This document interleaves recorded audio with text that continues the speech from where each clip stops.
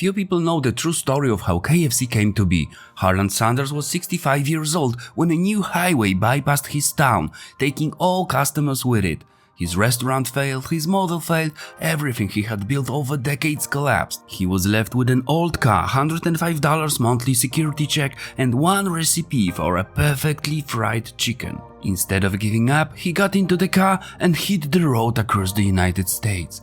He stopped at restaurants, asked owners for a chance, and cooked the chicken himself as a demonstration with no guarantee of payment. He stayed in cheap motels, and when the money ran low, he curled up to sleep in the backseat of his car. He lived this way for 8 years, from the age of 65 to 73, and in that time he signed over 600 franchise agreements for his one and only recipe. For the chicken, juicy on the inside, crunchy on the outside, that we know today as a Kentucky Fried Chicken or KFC. Hello and welcome to the Founders Temple channel. This is a sanctuary for founders and entrepreneurs who feel the inner drive for self-realization, just as Harland Sanders did. Because founders are people who take 1% chance and ask themselves, what if it actually works? So today, listen to the story of Harland Sanders, the creator of KFC, told in 12 points. Let's begin. Fact number 1. Harland was a partial orphan.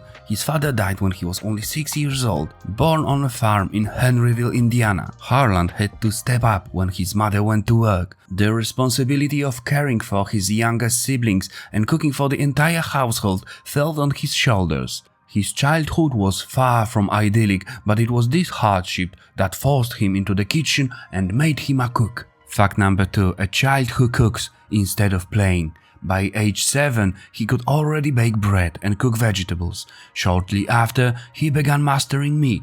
Some nights he didn't finish at the stove until 11 p.m. At the age of 10, he got his first farm job, but was quickly fired because he was too distracted watching animals. His mother told him bluntly that he would never amount to anything if he couldn't keep a job paying $2 a month. He promised himself that the next time he would work twice as hard. Maternal criticism didn't become a life sentence, it became a fuel. Fact number 3. 20 jobs and none of them clicked. Harland dropped out of school in the 7th grade because algebra overwhelmed him. Over the following years, he took any job he could find. He was a streetcar conductor, soldier, railroad fireman, insurance agent, steamboat operator, tire salesman, lamp manufacturer, and even briefly a lawyer. He lost jobs regularly and eventually his first wife left him with children.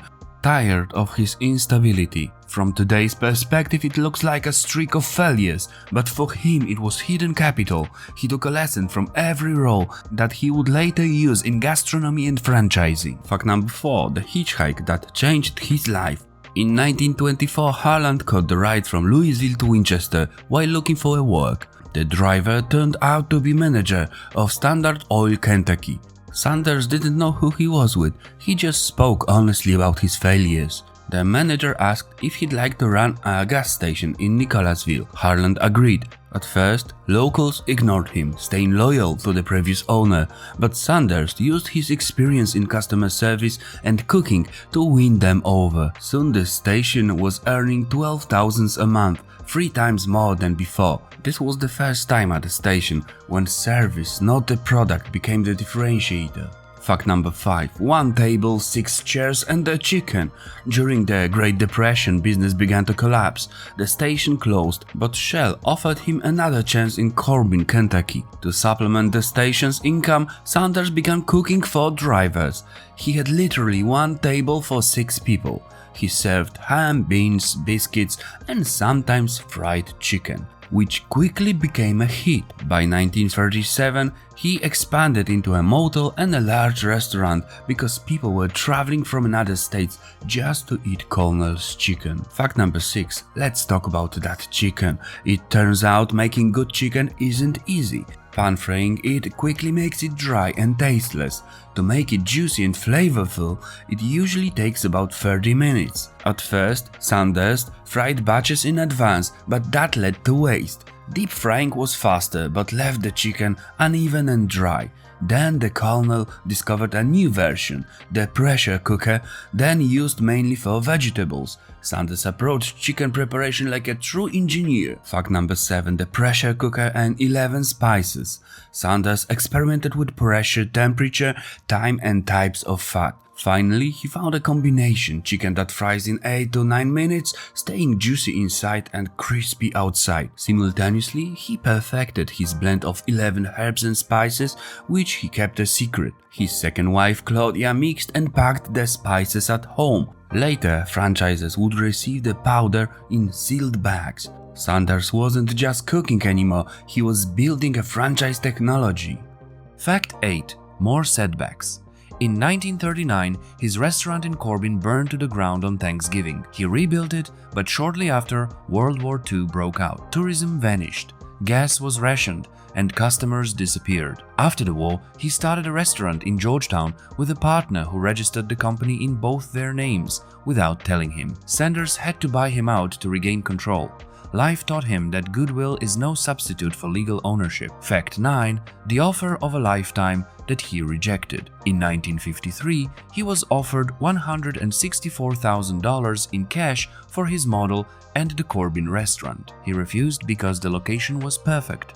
6 months later, traffic was diverted and a new highway bypassed the site entirely. In 1956, at age 65, Sanders sold everything for $75,000 on half of the previous offer. Fact 10. Starting over at 65. After the sale, he had his savings and a $105 monthly pension. While most people think of retirement, he saw a beginning. He loaded 2 pressure cookers and his spice mix into his trunk and hit the road. He went from restaurant to restaurant cooking for the staff and proposing a deal. They use his method and he gets 4 cents per chicken sold. He slept in his car and heard no over 1,000 times. For nearly 9 years, he lived as a traveling salesman of an idea. Fact 11. 600 franchises. By age 73, Sanders had signed about 600 franchises. In 1964, a young lawyer named John Brown and investor Jack Massey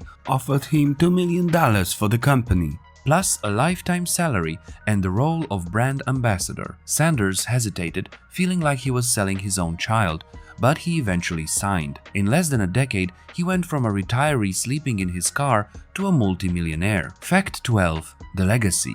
Years later, the new owners sold the company for $285 million.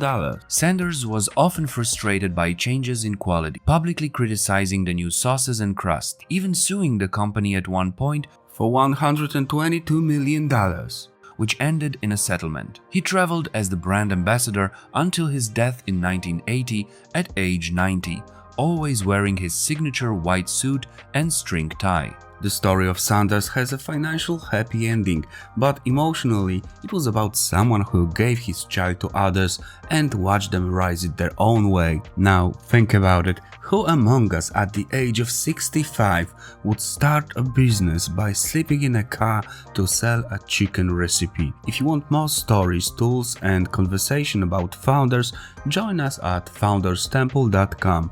We're building a sanctuary for founders. See you on the channel, guys, and see you at the top.